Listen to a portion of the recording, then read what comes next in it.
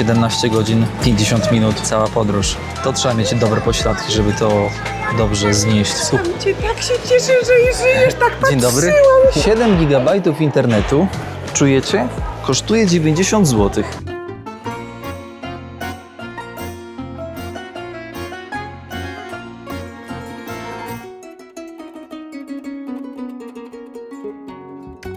Słuchajcie, krótko jest więźle. Jedziemy. 62. seria na kanale Jak to daleko. 20. sezon projektowy. Pieniądze. Dlaczego trzymam dolary? Dlatego, żeby uświadomić Wam, że lecimy na kontynent wymagający finansowo. Na kontynent wymagający psychicznie i kontynent wymagający fizycznie. Ale wiecie, że ja lubię tego typu wyzwania i zwróćcie uwagę na to. Jak jedziecie kiedykolwiek w jakąkolwiek podróż, i zabieracie ze sobą dolary, to zwróćcie uwagę na to, w jakiej kondycji jest ten dolar, ponieważ już na przykład taka 20, zobaczcie, to nie jest kondycja idealna. No dobra, jeszcze taka akceptowalna. W Stanach to nie miałoby to większego znaczenia, moi drodzy. Ale na kontynencie, na który jedziemy, ale i nie tylko, ogólnie bym powiedział, no to niestety taki banknot może zostać odrzucony, a wy będziecie biegać do hostelu, hotelu czy po innych kantorach, próbując go wymienić. Trzeba też zwrócić uwagę na przykład na datę. Data jest tutaj takim małym druczkiem, tutaj na przykład jest 2013. No i im starszy banknot, tym większe prawdopodobieństwo, że nie zostanie przyjęty przez Pawła w kantorze. Dlaczego tak mówię? Ponieważ wielokrotnie zdarzyło mi się, że ktoś mi powiedział: nie, tej 50 nie wezmę, bo jest pogięta, tej 100 nie wezmę, bo jest stara, tej 5 też nie wezmę, bo jest pogięta, więc zawsze się starajcie przy wymianie brać tylko i wyłącznie najnowsze nominały, bo później po prostu to pomaga. Najlepiej, szanowni państwo, żeby taki nominał świecił się jak czarkowi lampy. Żeby normalnie aż tak uderzał świeżością, żeby oni myśleli, że to jest po prostu banknot. Prosto co podrobiony. Ale on nie jest podrobiony, on jest, moi drodzy, najzwyczajniej w świecie świeży i prawdziwy. Więc zwracajcie na to uwagę. Moi drodzy, dzisiaj dzień pierwszy pakowania. Pakowanie na takie dłuższe projekty trwa, wymaga przemyślenia, wymaga doposażenia, więc pieniądze, które nie są świeże, na bok, i pieniądze, które są świeże, położę tutaj. Tutaj jest, nie wiem ile. No tutaj jest pewnie 6000 złotych. Dobra, tyle zabiorę na ten projekt. Ale teraz chcę po prostu pokazać Wam, jak mniej więcej będzie wyglądało pakowanie. Ten odcinek będzie składał się z kilku dni. Więc rozbijam go tak, żeby nie oszaleć później przed samym wyjazdem. A teraz pokażę Wam, moi drodzy Państwo, jak się spakuje. Zobaczcie, plecak 30 litrów. Plecak 30 litrów. Pyk, pyk, pyk. I tutaj co? Najpierw tak wygląda mój śpiwór. Śpiwór daje komfort do 0 stopni Celsjusza. Puchowy rzecz jasna, bo syntetycznego o takim komforcie w życiu bym tak nie zdusił, nie spakował. Ciach, wkładam. Namiot idzie do środka. Namiot jest zawsze w środku. Tutaj mam system do spania. Chociaż namiot jest systemem do spania. Mata samopompująca, pompowana. Też ją tutaj ładuję. Cyk. Może ją w sumie można załadować trochę tak na poziomo, żeby ona tutaj mogła się tak fajnie położyć. Mamy to. Poduszka pompowana. Odkrycie roku 2024. Cudo. Pyk. Sobie zamykam tą kieszeń. O, do środka jeszcze ładuję stelaż od namiotu. Wszystkich, których interesuje, co dokładnie pakuję, no to macie w sekcji dla wspierających. Możecie się tam udać, szanowni państwo, i elegancko sobie ogarnąć wszystko pojedynczo, co mam w swoim plecaku. Kolejna kwestia, ręcznik. Ręcznik sobie załaduję tutaj od frontu, żeby był łatwy dostęp. Klapeczki, cyk, cyk, cyk. Ciekawe, od Chińczyka. Zobaczcie, jak składane. Tutaj zaczepiasz i masz klapka. No i spoko. No więc to są takie drobiazgi. Pyk. Takie rzeczy, które są naprawdę potrzebne, żeby nie złapać niepotrzebnego grzyba w podróży. To są takie pierdółki, plecak taki leciutki, saszetka taka przepasana, żeby dokumenty na lotnisku ogarniać, płyn na komary, bo niestety nie mamy dobrego doświadczenia z komarami, zapalniczka, kłódka, portfel, zapasowy sznurek plus specjalne taka rurka o większej średnicy do naprawy stelaża od namiotu.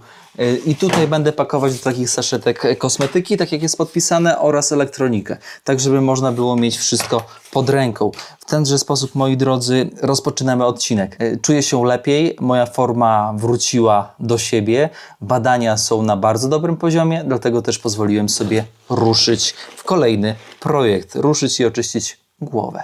Słuchajcie, to trzymajcie kciuki za mnie, zostawcie łapeczkę, komentarz i podajcie odcinek dalej, a ja tymczasem czekam na kolejny dzień, żeby Wam pokazać co nieco jeszcze właśnie przed moim wyjazdem.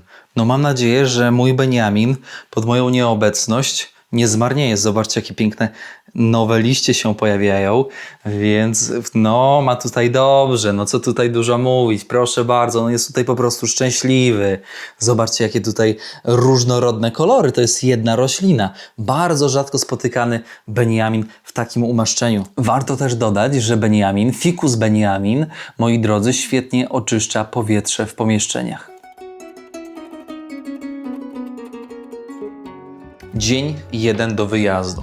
Jutro wyjeżdżam, więc muszę się ogarnąć. Wcześniej napisał do mnie Filip z firmy Schaff. Pisze tak: Tomek, mam maszynkę, która może Ci się spodobać. Czym się ta maszynka różni od tej, którą używam aktualnie? On mówi: stary, ona jest po pierwsze mniejsza. Okej, no to już jest to jakiś argument, ale nie taki, żeby zmieniać, bo ja nie jestem człowiekiem, który lubi zmieniać rzeczy. Argumentem, który przekonał mnie, to to, że maszynka robi 2 albo 3 w jednym, ponieważ można zmienić tutaj końcówkę. No i Filip mówi: spoko, jeżeli się zdecydujesz, to damy Twoim widzom 25% zniżki. Trochę uwalona ty włosami, ale dobra. No trzeba przetestować. Jeżeli będzie lipa, no to nie wchodzimy w temat. A tak wziąłem do dłoni, patrzę, człowieku, zobacz, przecież to jest dosłownie jak telefon, ty. No normalnie jak telefon. Wziąłem w dłoń, poręczna, ergonomiczna, przyjemna. Idziemy, użyję w praktyce. Napisałem do kilku znajomych, którzy już używali i powiedzieli: Tomek, zarąbista sprawa. Praktyczna. Ta bestia solidnie wygląda. To, co najbardziej kurzało mnie w tej maszynce, to podrażnienia i zacięcia. Spoko. Zobaczcie, też końcówkę wyciągasz jednym ruchem i wkładasz sobie drugim ruchem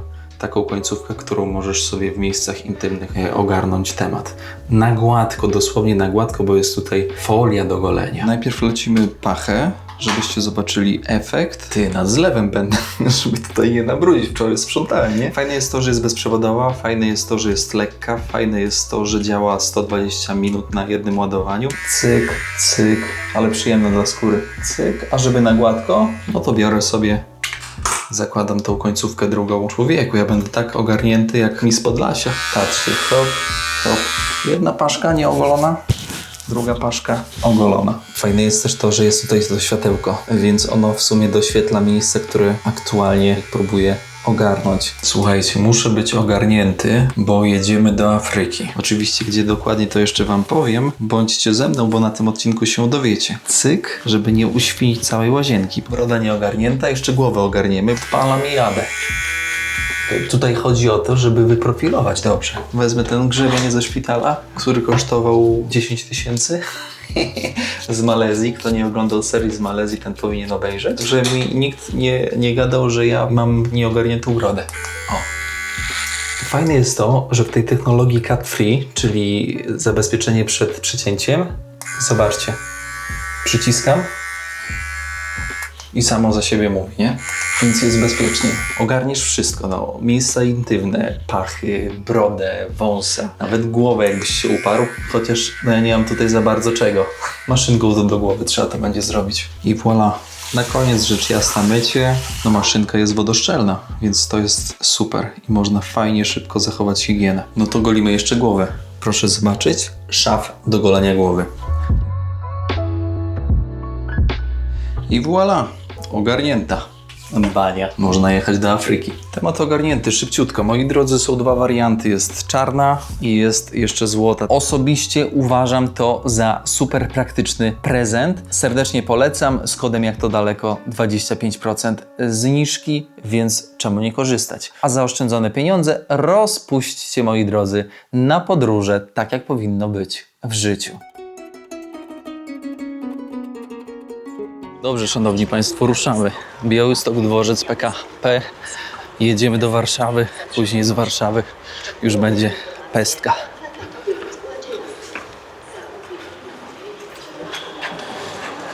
Kurde, ale się zrobiłem, wiecie? Bo myślałem, że są rowery miejskie w Białymstoku, a rowerów nie ma. Ja przychodzę na miejsce, zero, totalnie rozmontowane rowery miejskie. No i kurczę, dobrze, że był taksówkarz, który ogarnął podwiezienie. Półtora kilometra, około 22 zł. Ja cię kręcę, dobry biznes. Może jak ja przestanę podróżować, to będę taksówkarzem. A co? I'm a traveling spirit, I've seen many shores, from the West Pacific to the island of Kenya. They treat me like a son anywhere I go, and even though no one can tell, I still feel that I'm alone. I'm alone. Zobaczcie na to, ile lecimy. 140. Nieźle, co?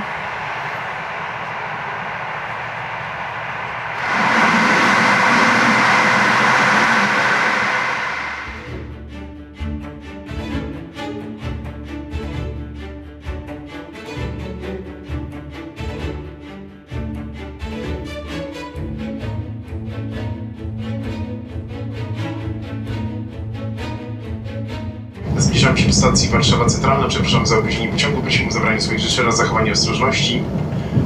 Informujemy na stacji Warszawa Centralna. Można przesiąść się do pociągów dalekobieżnych, regionalnych i podmiejskich. Dziękuję za uwagę, życzę przyjemnej podróży.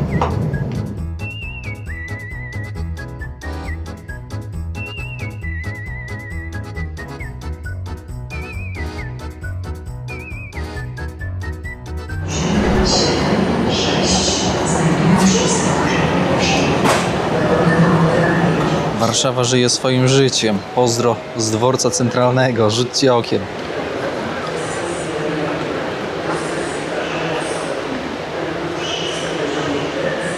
Wszystko, moi drodzy, zgodnie z planem. Teraz tylko dostać się na lotnisko i zjeść sobie coś. Kupiłem troszkę prowiantu. 17:40 mam lot, czyli za 2 godziny. No i lecimy, moi drodzy, na Afrykę, a dokładnie na południową Afrykę. Nie wiem, nikt z was nie celował w tym kierunku. Nie mieliście intuicji.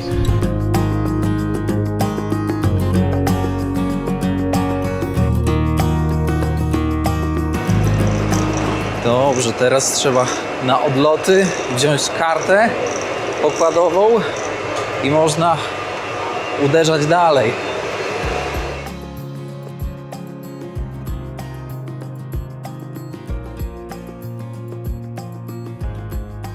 Słuchajcie, powiem wam, że uwielbiam lotnisko Chopina w Warszawie. Idealne. Pozdrawiam całą obsługę, wszystkich, których tutaj widzów spotkałem na tym lotnisku. Życie jest prostsze. Życie jest prostsze, kiedy masz widzów obstawionych na lotnisku. Cię tak się cieszę, że żyjesz, tak patrzyłam. Dzień dobry. Cześć. Żyję. Ciągle patrzyłam, czy jest. Jak miło. Ja tu o widzach, a tu... Z Zurychu. Z Zurychu. I cały czas Pozdrawiam. patrzyliśmy, czy Boże, mówię, Pozdrawiam was serdecznie. Halo, jest Boże. Jak na imię? Karolina i Mirek. Serdeczne pozdrowienia, Karolina i pani Mirku. No dobra. Trzymajcie się, papa. To było miłe, prawda? I teraz wyobraźcie sobie, że z różnych części stron, niezależnie czy to Polska, czy to świat, często ktoś może wyskoczyć właśnie z widzów. I to jest bardzo miłe. Jak widzicie mnie, to podejdźcie, zagadajcie. Z miłą chęcią pogadam z wami. No i też taka empatia ogromna. No bo to, co ja wam będę dużo mówić. Jak człowiek przychorował, jak Sandeł przychorował, to jednak to wsparcie było z waszej strony nieodzowne. Nie zawsze jesteście tacy empatyczni, o tym trzeba też pamiętać, ale częściej jesteście niż nie jesteście. No dobrze. Dziękujemy Państwu za współpracę. Trzeba jeszcze znaleźć okienko i się ustawić. Słuchajcie, ostatnia prosta. 20 minut do odlotu. Dawno mi się nie zdarzyła tak długa odprawa. Pogoda dzisiaj nie sprzyja, niestety. Nawet i dobrze. W sumie to jest idealny moment, żeby opuścić kraj. Pani na bramce powiedziała, żeby nie było żadnych chorób.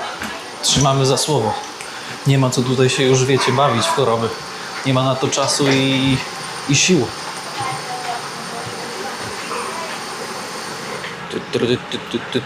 Zobaczcie, jak dużo wolnych miejsc. Myślicie, że to będzie wszystko wypchane? No nie, ja wam mówię, że nie. Ja mam 33C. Wpadajcie na imprezę. Tutaj z chłopakami z Indii. Jadą świry, jadą. Lecimy do Kataru najpierw, później przesiadka w Katarze i później już prościutko na Johannesburg. 17 godzin, 50 minut. Cała podróż. To trzeba mieć dobre pośladki, żeby to dobrze znieść. Żeby to wysiedzieć. Muszę tutaj się przyznać, zobaczcie, pełno. Jak oni się do tego dopchali tutaj, to nie wiem. Nie było jej widać. Ale gęsto jest. Proszę zobaczyć, nawet Katar już wprowadza cięcia, puszeczki takie malutkie, 150 ml. Nawet jak leciałem wtedy z Kataru jeszcze chory na dengę, z Malezja, Katar, Polska, to tam jeszcze były, moi drodzy, puszeczki normalne, 300 ml, a tutaj zobaczcie, obcięte o połowę. Bułeczka. Ty, a jaka ciepła. Spoko. Dzisiaj ziemniaki. Słuchajcie, ziemniaki z kurczakiem. Ostatnio jak tutaj leciałem tymi liniami, to mi się jeść nie chciało, a dzisiaj mi się chce jeść. Thank you so much. Yeah, it's okay. Oh, sure. Thank you. You're welcome. Yeah, it's okay. Okay. Yeah, yeah. And Thank you. Sure. Thank you. Thank you. Pani tutaj o mnie dba. I teraz sok pomidorowy mi przyniosła. Piwka nie biorę, bo wątroba musi to piwko przetrawić. Ale ładnie to wygląda. Stir as well. Okej. Allow me maybe to help you. Yeah. Thank I you so want to much. touch around the rim Don't worry. Thank you. and stir. Ops. Kurde, tutaj czuję się jak król. Ale ziemniaczki ładnie wyglądają. No muszę wam to pokazać, no. Świry. Tutaj z kolegami lecimy, ale mam nawalone. Badajcie, jak to wygląda. Ja to muszę wam pokazać. No proszę zobaczyć, jak to wygląda elegancko. Ziemniaczki, kurczak, brokuł, marchewka, ale smaczne jakie. Sok pomidorowy, sok jabłkowy, ciasto jakieś, co to? Toffee i chocolate chip. Coś takiego. Proszę zobaczyć, jeszcze sałatka. Nie wiem, co to jest, jakiś makaron drobny? Chyba tak.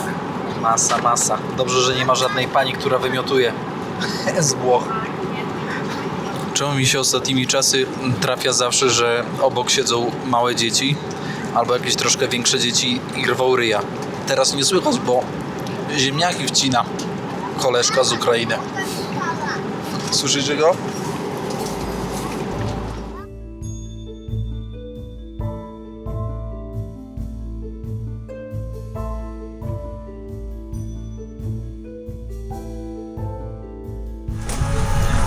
Ale rozpierdziel. Patrzcie, ile sprzątania będzie. Kurczę. Ja pierdzielę. Syf jak nie wiadomo co. Przekichane. Thank you.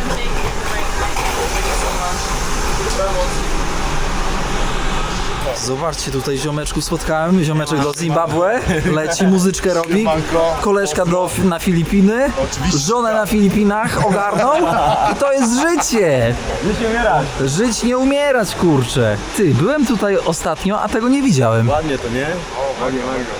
Coś mi ominęło. Zobaczcie na to. Jakie figurki. Louis Vuitton. Ty, że ludzie taki hajs płacą za za markę, to jest nieporozumienie.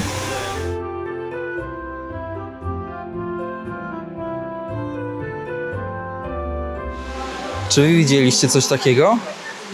Szopki takie tipi drewniane, w których można sobie przykimać.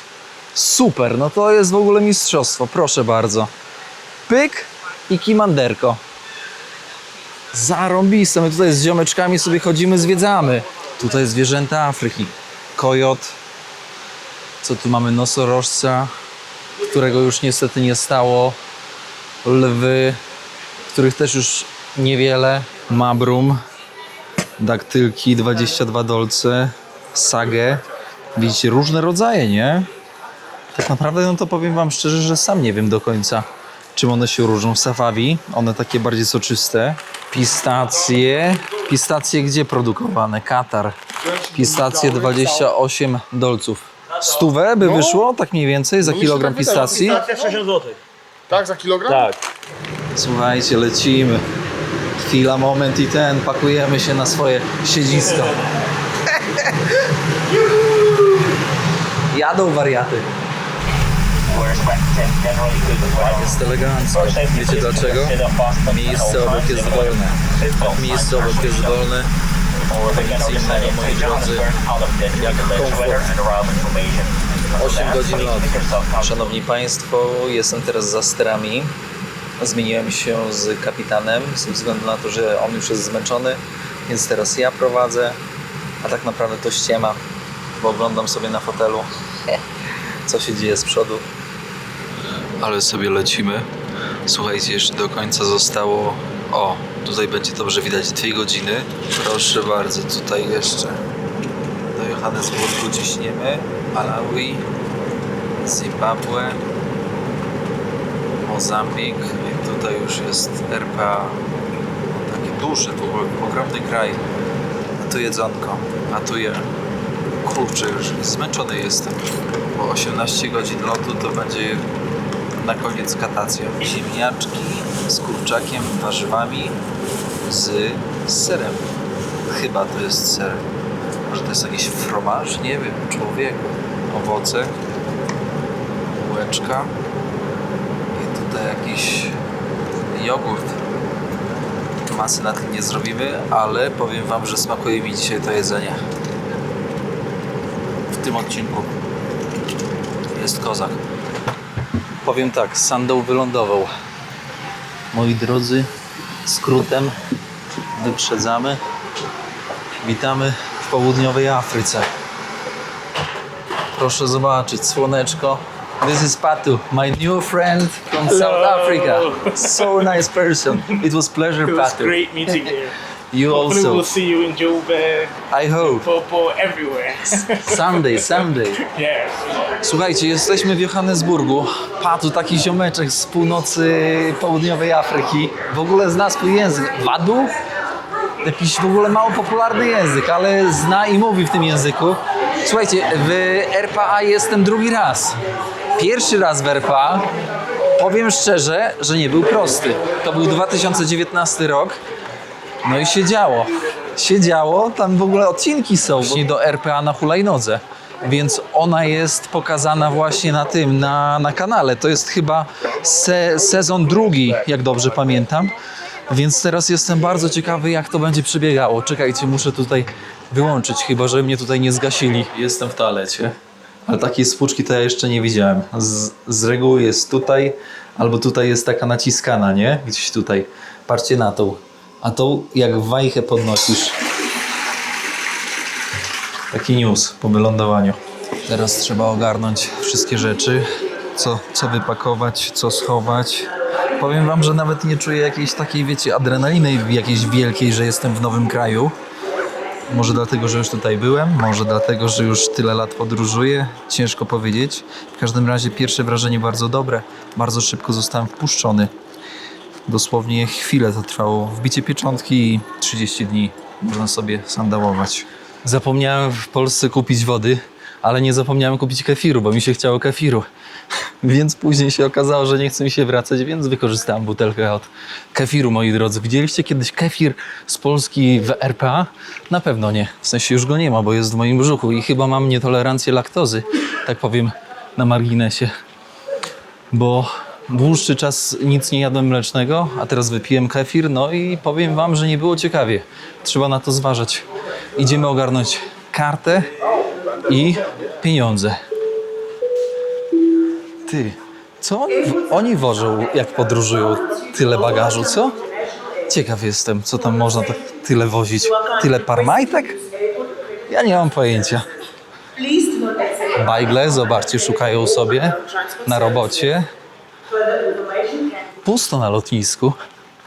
Jak nie na lotnisku. Są i nasi bracia. Czemu na mnie nikt z karteczką nie czeka w południowej Afryce? Powinni czekać na mnie z kwiatami. To by była bajka. A nie całe życie sam. Samotność mnie zniszczy kiedyś. Co to za rozkminki, mordo. Another flight? No, thank you. Teraz weźmiemy monety z bankomatu, zobaczymy, czy jaka będzie prowizja, czy nie będzie prowizji, może zobaczymy. No tu jest kilka bankomatów, więc stara szkoła mówi tak, trzeba sprawdzić kilka do momentu, aż będzie bez prowizji. I tyle. Kolegę mocno tu wkręciło. Paragonu nie chcę. Cyk. Ile powiedzą, że chcą ode mnie? 50. 50 to jest 11 zł. Dziady zastrane. Kurde.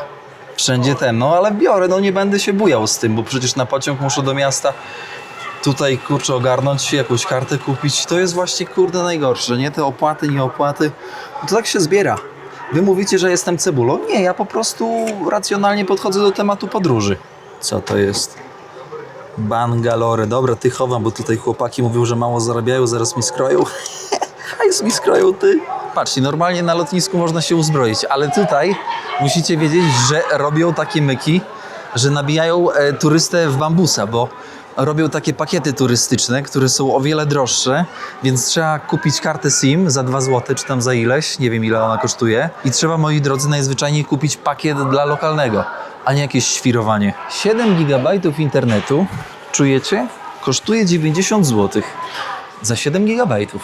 To jest dopiero zdzierstwo, gdzie na mieście karta SIM kosztuje pewnie z 2 zł albo z 5 zł, a internet kosztuje, rzecz jasna, znając życie, za 10 giga jakieś kolejne 5 zł. No ale to wiecie, na lotnisku z turysty trzeba zedrzeć. Nie ma jak, a my jedziemy na pociąg. Hello? Na pociąg, proszę.